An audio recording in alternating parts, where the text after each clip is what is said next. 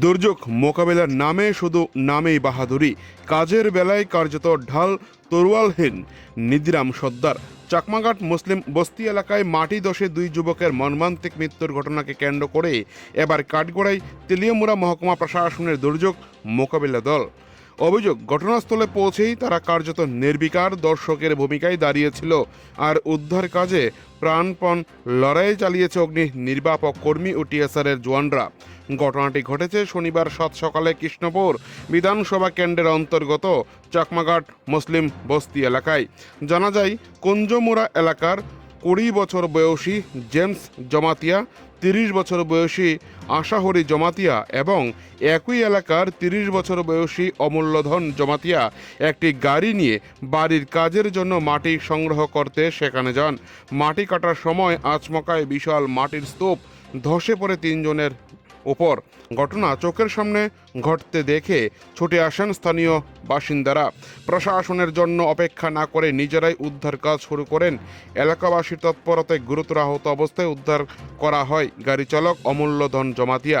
তার পায়ে গুরুতর আঘাত লাগে, তাকে দ্রুত তেলিয়ামুড়া মহকুমা হাসপাতালে নিয়ে যাওয়া হয়।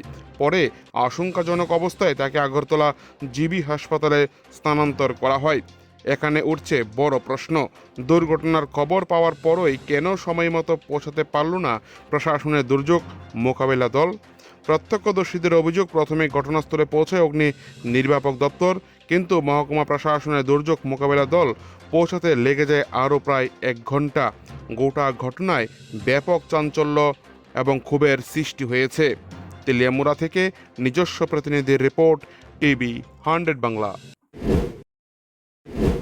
কি হয়েছে ঘটনাটা?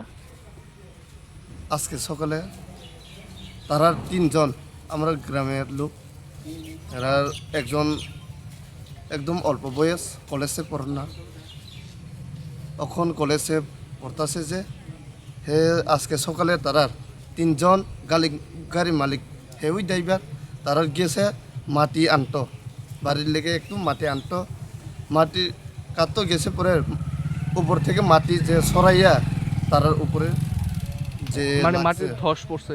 খস পড়ছে। এরপরে জায়গার স্থলে 2জন মারা গেছে।